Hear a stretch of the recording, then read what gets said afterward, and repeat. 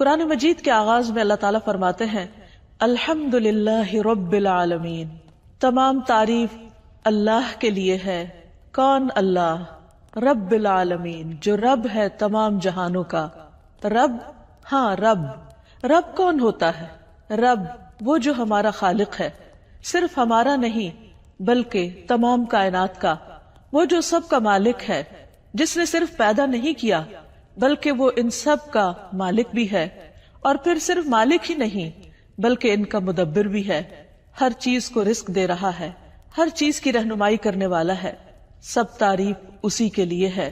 تو رب وہ ہوتا ہے جو تربیت کرتا ہے، جو پرورش کرتا ہے، جو نقص سے کمال کی طرف لے جاتا ہے، جو چھوٹے سے بڑا کرتا ہے، نشو نما دیتا ہے، بڑھاتا ہے اور مسلسل خیال رکھتا ہے۔ جہاں کہیں کوئی خرابی واقع ہو جائے وہاں وہ اصلاح بھی کرتا ہے۔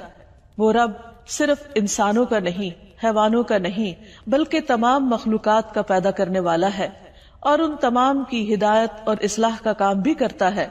قرآن مجید میں اللہ تعالیٰ فرماتے ہیں ان ربکم اللہ الذی خلق السماوات والارض فی ستۃ ایام ثم استوى علی العرش یغشی اللیل النہار یطلبہ حثیثا والشمس والقمر والنجوم مسخرات بأمرہ الا لہ الخلق والامر تبارک اللہ رب العالمین۔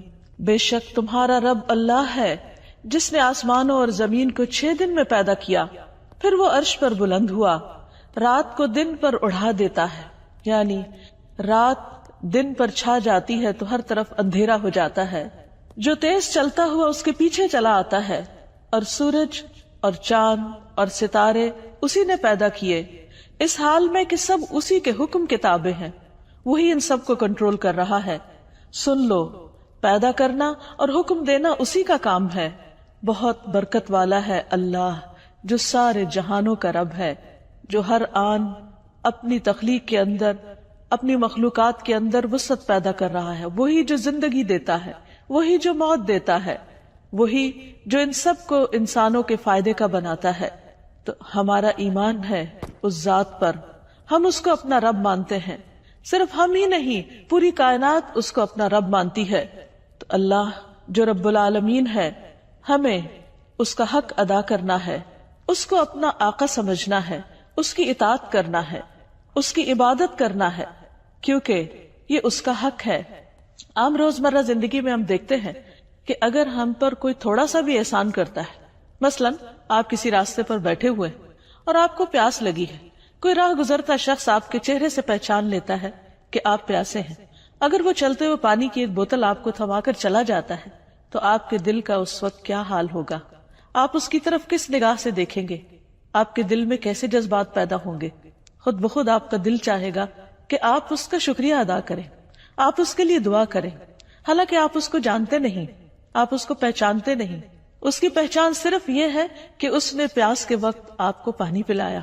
تو اگر ایک انسان کا جو اجنبی ہے، جس نے صرف ایک احسان کیا ہم پر، اس کا ہم اتنا حق مانتے ہیں، تو پھر وہ جو دن رات ہمیں کھلاتا ہے، پلاتا ہے اور ہماری تمام ضروریات پوری کرتا ہے، اس کا ہم پر کیا حق ہوگا؟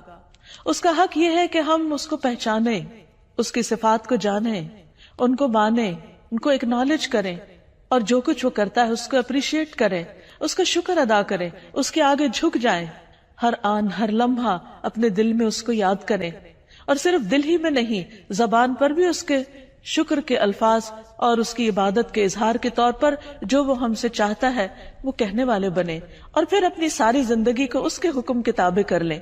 جیسے زمین و آسمان کی تمام چیزیں اس کی اطاعت میں لگی ہوئی ہیں، آسمان اس کے حکم سے قائم ہے، سورج اس کے حکم سے نکلتا ہے اور اس کے حکم سے غروب ہوتا ہے، اور اسی کے حکم سے پھر دوبارہ طلوع ہوتا ہے، چاند اور ستارے اسی کے حکم سے مسلسل اپنی گردش میں رواں دواں ہیں، کھیتیاں وہ اگاتا ہے، بارش وہ برساتا ہے، یہ سب کچھ جو ہمیں نظر آتا ہے یہ خود سے خود نہیں بن گیا، یہ اسی نے پیدا کیا ہے، اور پھر پیدا کر کے وہ ان کو بھول نہیں گیا بلکہ وہ ان کی مسلسل حفاظت کر رہا ہے، ان کی پرورش کر رہا ہے۔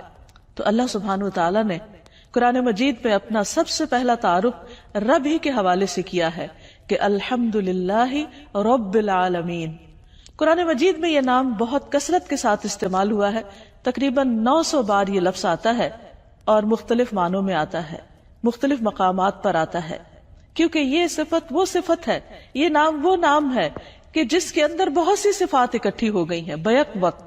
اس لیے جب بھی بندہ اللہ سے دعا مانگتا ہے تو سب سے زیادہ کثرت سے جس نام سے پکارتا ہے وہ رب ہے۔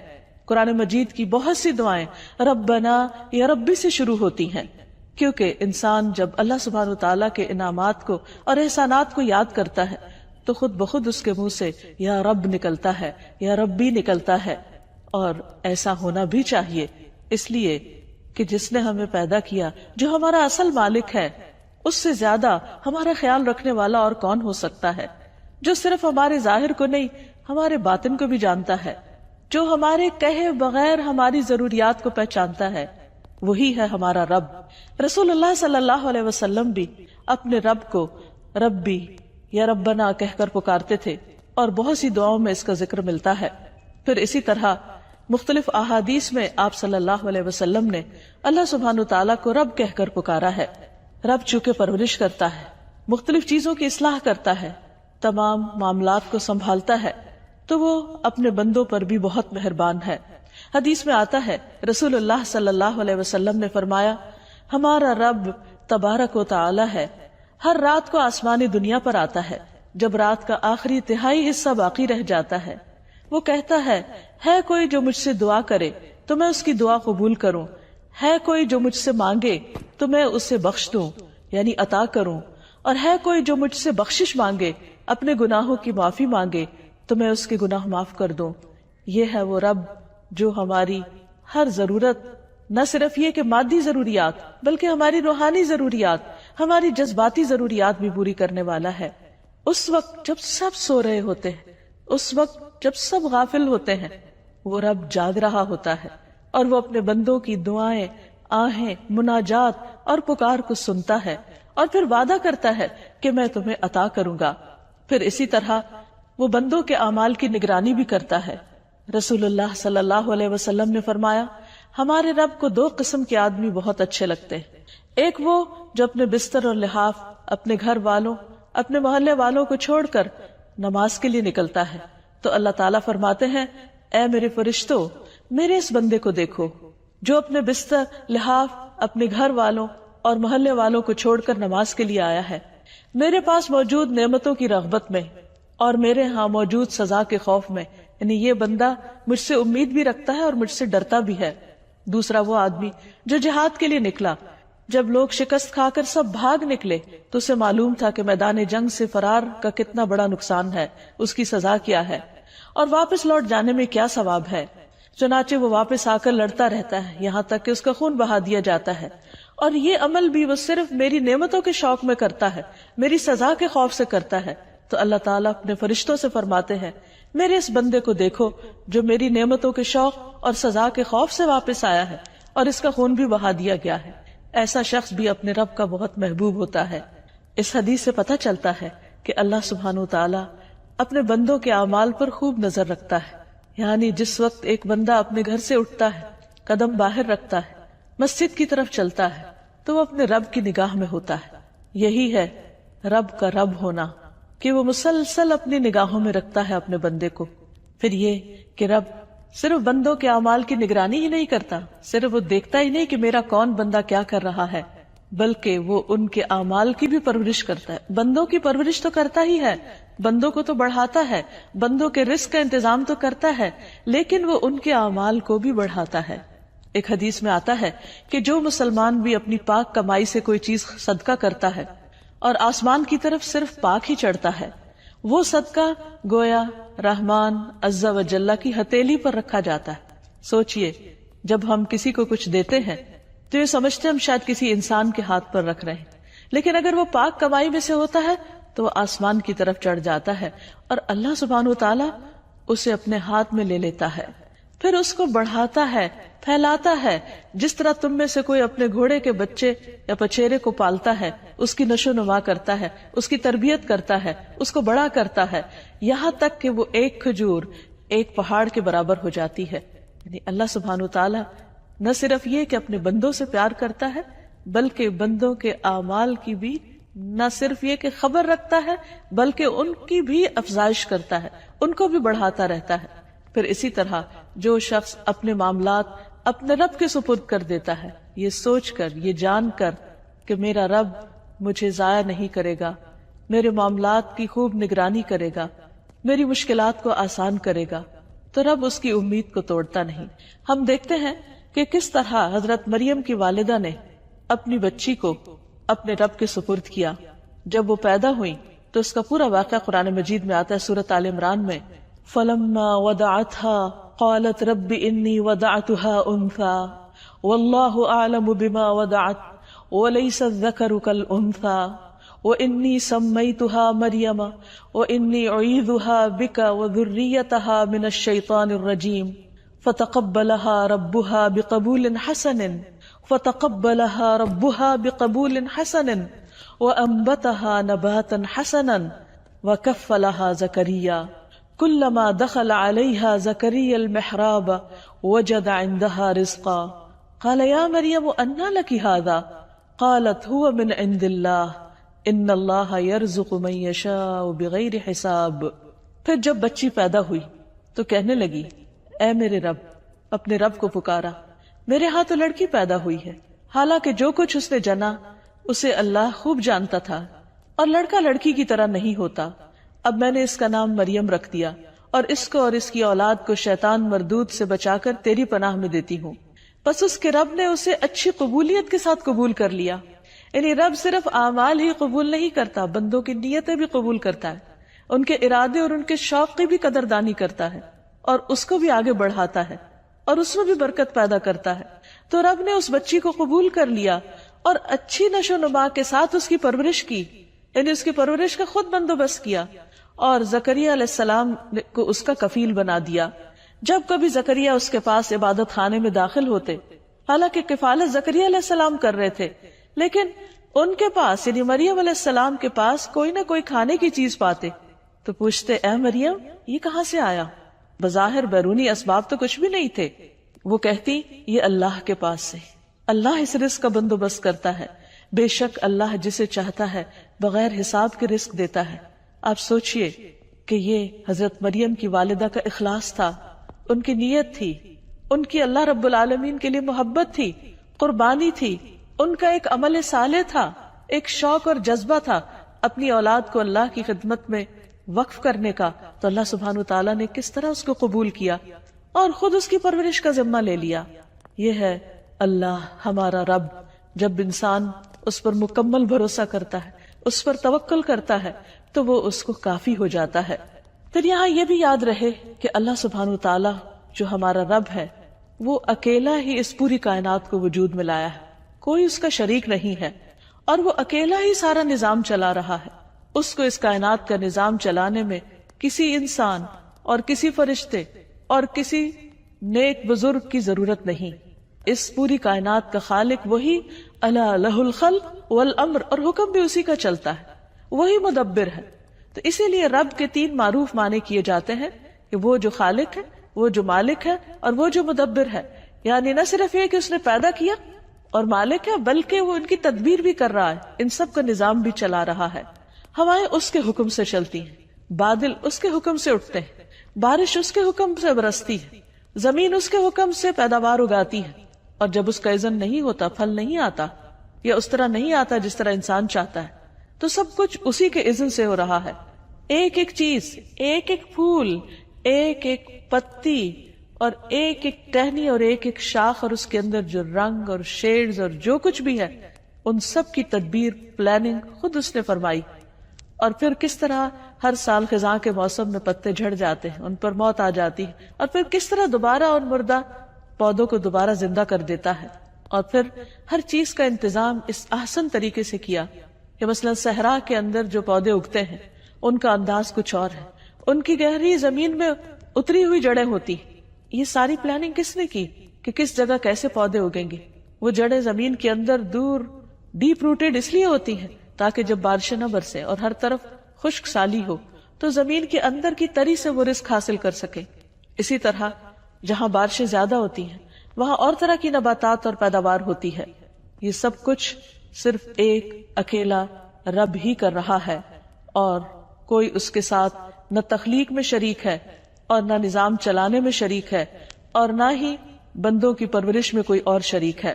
پھر وہ رب کسی کا محتاج بھی نہیں، کیونکہ اگر وہ محتاج ہوتا کسی کی مدد کا، کسی کے تعاون کا، تو یہ کائنات کا نظام چل ہی نہیں سکتا تھا۔ اسی لیے ہم دیکھتے ہیں کہ توحید اسی وقت مکمل ہوتی ہے جب اللہ کے سوا کسی اور کو خالق اور مالک نہ مانا جائے۔ چونکہ اللہ سبحانہ وتعالیٰ کے ناموں کے ساتھ ہمیں پکارنے کا حکم ہے۔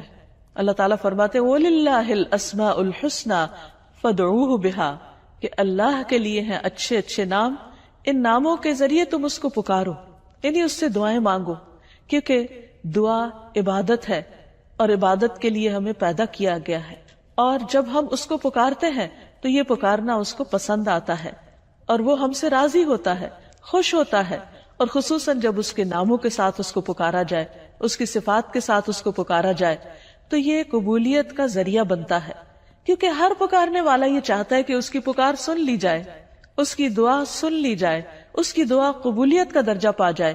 تو ابو ہریرہ رضی اللہ عنہ کہتے ہیں کہ سب سے زیادہ مکمل دعا یہ ہے کہ آدمی یوں کہے اللہم انت ربی، اے اللہ تو میرا رب ہے، وَأَنَا عَبْدُكَ، اور میں تیرا بندہ ہوں، میں تیری عبادت کے لیے پیدا کیا گیا ہوں، ظلمت نفسی، میں نے اپنی جان پہ بہت ظلم کیے، میں نے تیری عبادت کا حق ادا نہیں کیا، وَاعْتَرَفْتُ بِذَنْبِي، اور میں اپنے گناہوں کا اعتراف بھی کرتا ہوں، میں ان کو مانتا ہوں کہ واقعی میں گناہ گار ہوں، یا ربی، اے میرے رب، فاغفر لی، تو مجھے معاف کر دے، فاغفر لی ذنبی، تو میرے گناہ کو معاف کر دے، انک انت ربی، کیونکہ تو میرا رب ہے، تو معاف نہیں کرے گا تو کون کرے گا، تیرا در چھوڑ کر کس کے پاس جاؤں، انہ لا یغفر الذنوب الا انت، کیونکہ تیرے سوا کوئی گناہوں کو معاف نہیں کر سکتا۔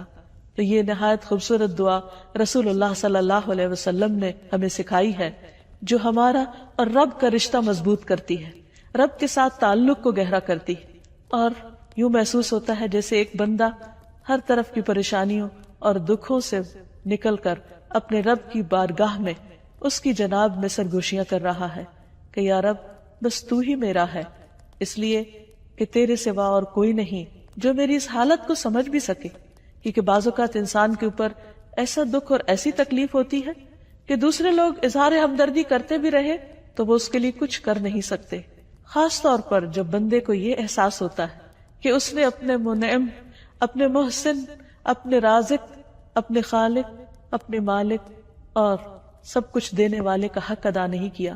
جب اس کا احساس شرمندگی بڑھ جاتا ہے تو پھر وہ صرف اسی کے پاس جا کر سرگوشیاں کرتا ہے اور اس کے سامنے اپنے گناہوں کا اعتراف کر کے معافی چاہتا ہے، تو رب اس کو معاف کر دیتا ہے اور اس کے درجات بڑھا دیتا ہے۔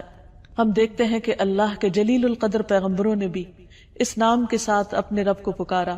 ابراہیم علیہ السلام، جن کو اللہ نے اپنا دوست کہا، ان کے بارے میں آتا ہے سورۃ البقرہ میں وَإِذْ يَرْفَعُ إِبْرَاهِيمُ الْقَوَاعِدَ مِنَ الْبَيْتِ وَإِسْمَاعِيلُ رَبَّنَا تَقَبَّلْ مِنَّا إِنَّكَ أَنْتَ السَّمِيعُ الْعَلِيمُ، اور جب ابراہیم اس گھر کی بنیادیں اٹھا رہے تھے، یعنی خانہ کعبہ تعمیر کر رہے تھے، اور ان کے بیٹے اسماعیل بھی ان کے ساتھ تھے، تو دونوں اللہ کا گھر تعمیر کرتے ہوئے، اتنی بڑی سعادت حاصل کرتے ہوئے یوں اپنی بندگی کا اعتراف کرتے ہیں کہ ربنا تقبل منا، اللہ تو ہم سے قبول کر لے۔ کس قدر عاجزی اور انکساری کا اظہار ہے، اور اپنے رب کو راضی کرنے کا طریقہ کہ ربنا تقبل منا انک انت السمیع العلیم، کیونکہ تو سننے والا ہے، تو جاننے والا ہے، تو ہمارے دلوں کی آہیں، دلوں کی پکار اور ہماری سسکیوں تک سے واقف ہے، ان خیالات تک سے واقف ہے جو ہم تیرے بارے میں رکھتے ہیں۔ یا رب تو اس چھوٹی سی کوشش کو قبول فرما۔ اور یہی حال اللہ کے باقی نیک بندوں کا ہوتا ہے، وہ رب کی جتنی بھی عبادت کر لیں ان کی زبان پر یہی ہوتا ہے کہ اے رب تیری عبادت کا حق ہم ادا نہ کر سکے، جو بھی ٹوٹی پھوٹی کوشش ہم نے کی تو اسے قبول فرما لے۔ بلکہ سب کچھ کرنے کے بعد بھی ان کی نظر اپنے کیے پر نہیں ہوتی، اپنی غلطیوں اور خطاؤں پر ہوتی ہے، اور وہ رب کو پکارتے رہتے ہیں ربنا لا تؤاخذنا ان نسینا او اخطأنا، اے ہمارے رب تو ہمارا مواخذہ نہ کرنا، تو ہمیں نہ پکڑنا اگر ہم بھول جائیں یا ہم خطا کر لیں۔ ربنا ولا تحمل علينا اصرا كما حملته على الذين من قبلنا، اے ہمارے رب ہم پر کوئی بھاری بوجھ نہ ڈال جیسے تو نے ہم سے پہلے لوگوں پر ڈالا. ربنا ولا تحملنا ما لا طاقت لنا به، اے ہمارے رب ہم سے وہ چیز نہ اٹھوا جس کے اٹھانے کی ہم میں طاقت نہیں. واعف عنا، تو ہم کو معاف کر دے، ہمیں بخش دے. واغفر لنا، ہماری بخشش فرما دے. وارحمنا، ہم پہ رحم فرما. انت مولانا، تو ہی ہمارا مولا ہے. فانصرنا علی القوم الکافرین، سو کافر لوگوں کے مقابلے میں ہماری مدد فرما. پھر اسی طرح ہم دیکھتے ہیں کہ باقی پیغمبروں نے بھی مشکل حالات اور اوقات میں اپنے رب کو اسی طرح پکارا. مثلا نوح علیہ السلام نے جب کشتی پر سوار ہو گئے تو پکارا رب انزلنی منزلا مبارکا، اے میرے رب مجھے مبارک جگہ اتارنا. وانت خیر المنزلین، اور تو بہترین اتارنے والا ہے. موسیٰ علیہ السلام جب فرعون سے بھاگ کر مدین کی طرف گئے تو وہاں پہنچ کر اپنے رب کو پکارتے ہیں رب انی لما انزلت الی من خیر فقیر، اے میرے رب جو بھی خیر تو نازل کر دے میں اس کا محتاج ہوں.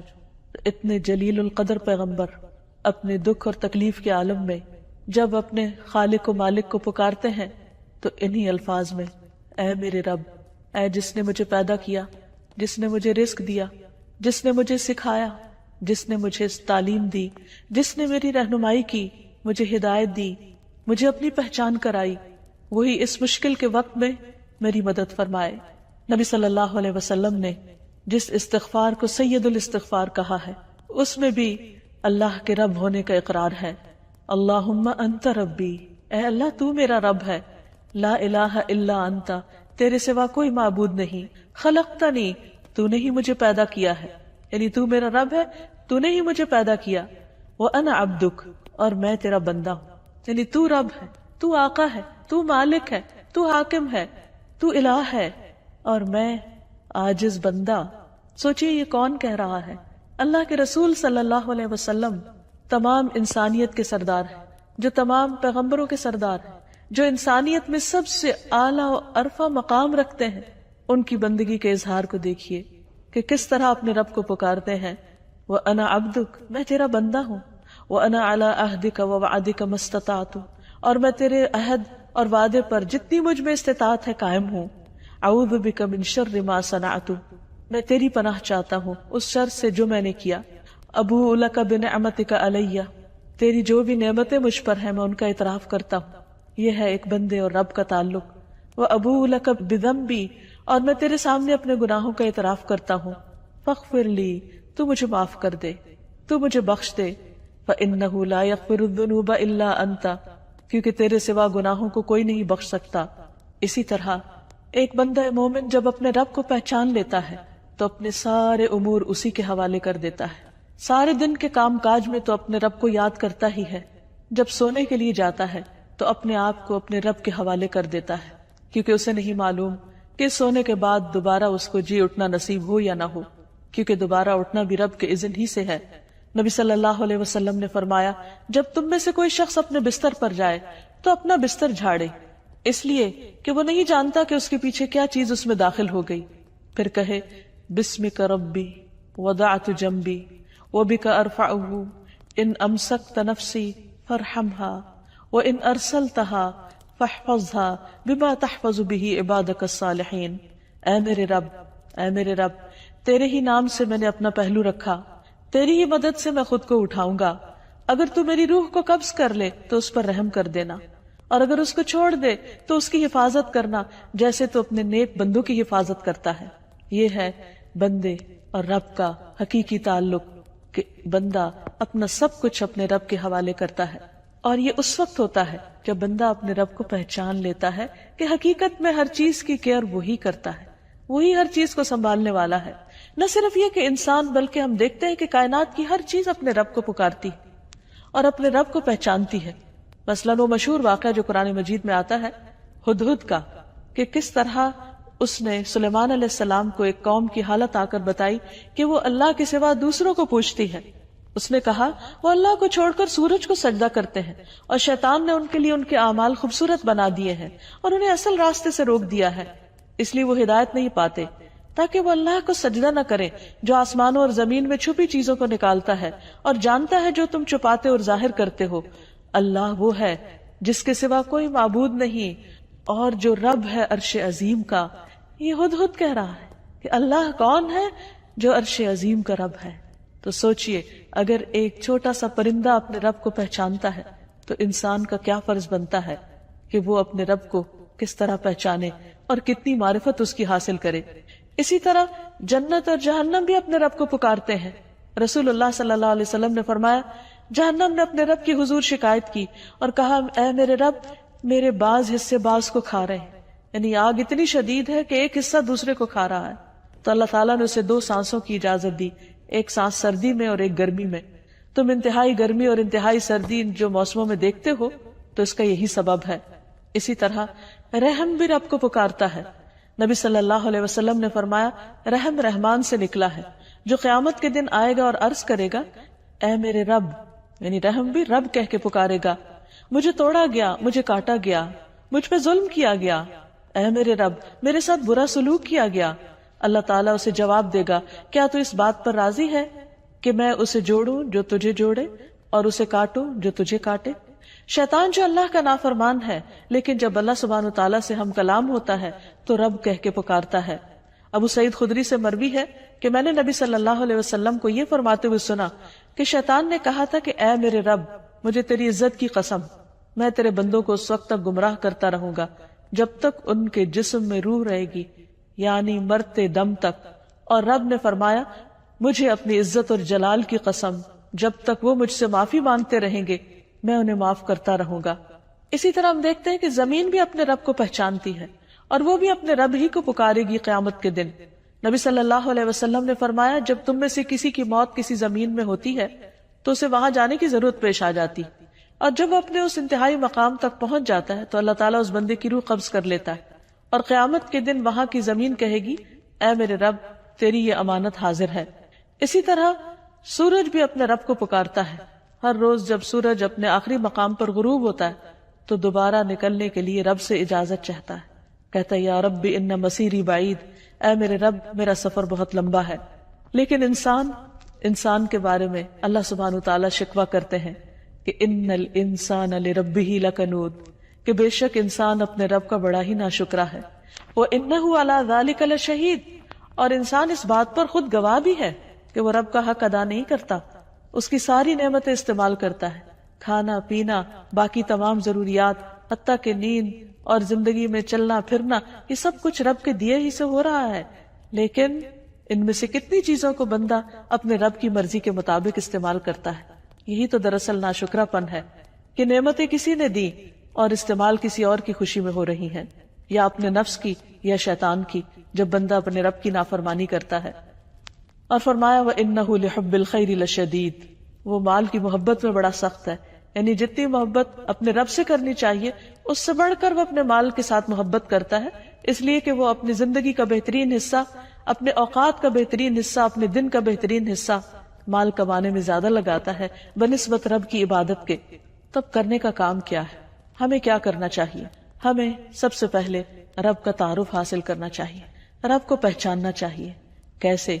ایک تو کائنات کی نشانیوں سے, کہ کوئی بھی چیز جو دیکھیں اس کی ساخت پر غور کریں, اس کے فنکشنز پر غور کریں, اس کے فائدوں پر غور کریں, اور پھر سوچیں کہ یہ کس نے بنائے اور اس نے یہ سب کچھ کیوں بنایا, کس کے لیے بنایا, یقیناً ہم سب کے لیے, اور پھر اس کا شکر ادا کریں.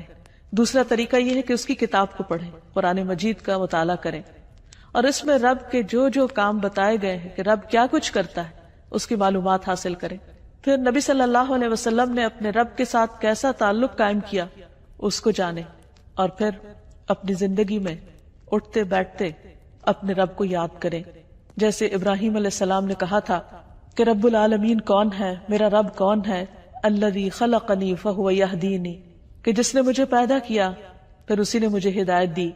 والذی هو یطعمنی ویسقینی, وہ جو مجھے کھلاتا ہے اور پلاتا ہے. واذا مرضت فہو یشفینی, اور جب میں بیمار ہوتا ہوں تو وہی مجھے شفا دیتا ہے. والذی یمیتنی ثم یحیینی, وہ جس نے مجھے زندگی دی جو مجھے موت دے گا. والذی یمیتنی ثم یحیینی, وہی جو مجھے موت دے گا پھر دوبارہ زندہ کرے گا. والذی اطمع ان یغفر لی خطیئتی یوم الدین، اور وہ جس سے مجھے امید ہے کہ وہ یوم الدین کو میری خطائیں معاف کر دے گا. رب ہب لی حکما والحقنی بالصالحین، اے میرے رب مجھے حکمت عطا کر، حکم عطا کر اور مجھے صالحین کے ساتھ ملا. تو ابراہیم علیہ السلام کس طرح اپنے رب کے ساتھ تعلق رکھتے ہیں کہ اپنی تمام باتیں اپنے رب کے ساتھ شیئر کر رہے ہیں، اپنی امیدیں اور اپنے دل کے حالات اپنے رب کے سامنے رکھ رہے ہیں. تو ہمارے لیے بھی یہی ہے کہ ہم اپنی چھوٹی سے چھوٹی ضرورت اور بڑی سے بڑی ضرورت میں ہر حال میں اپنے رب کی طرف رجوع کرنے والے بنیں، اور پھر جب قرآن مجید کا مطالعہ کریں تو ربانی بن جائیں، رب والے بن جائیں، کیونکہ کتاب کے پڑھنے اور پڑھانے کا یہی تقاضا ہے. اور پھر رب کی پہچان دراصل ایمان کی علامت ہے. جو شخص دنیا میں اپنے رب کو پہچانے گا قبر میں بھی جواب دینے کے قابل ہوگا، کیونکہ جب فرشتے آئیں گے قبر میں مردے کو دفنانے کے بعد اور اس کو اٹھا کر بٹھائیں گے تو اس سے جو پہلا سوال کریں گے وہ کیا ہوگا؟ من ربک، تیرا رب کون ہے؟ تو جس نے دنیا میں اپنی زندگی میں اپنے ہوش و حواس میں اپنے رب کے ساتھ تعلق قائم کیا وہ وہاں بھی جواب دے پائے گا کہ ربی اللہ، میرا رب اللہ ہے. اس لیے یہ کوئی معمولی چیز نہیں کہ ہم رب کے ساتھ تعلق قائم کریں، یہ ہماری ضرورت ہے، اس میں ہمارا اپنا فائدہ ہے. اور پھر اپنی ساری زندگی کو اپنے رب کے سپرد کر دیں جیسے ابراہیم علیہ السلام نے کیا. اپنے مشکلات میں اپنے رب پر توکل کریں، اپنے رب کے رب ہونے پر راضی ہو جائیں تو رب ہمیں راضی کر دے گا. صبح شام رضیت باللہ ربا وبالاسلام دینا وبمحمد رسولا پڑھتے رہیں، کیونکہ جو یہ کہتا ہے حدیث میں آتا ہے اس نے ایمان کا مزہ چکھ لیا، اس نے ایمان کا لطف اٹھا لیا. اور جو اللہ کے رب ہونے پہ راضی ہو گیا اور محمد صلی اللہ علیہ وسلم کے رسول ہونے پہ راضی ہو گیا، اسلام کے دین ہونے پہ راضی ہو گیا، اس کے لیے جنت واجب ہو گئی. تو اللہ تعالیٰ سے دعا ہے کہ وہ ہمیں اپنی عبادت کی توفیق عطا فرمائے، ہمیں اپنی معرفت دے اور اپنا قرب نصیب کرے، صرف دنیا میں نہیں آخرت میں بھی ہمیں اپنے مقرب بندوں میں شامل کر لے. وآخر دعوانا ان الحمد للہ رب العالمین.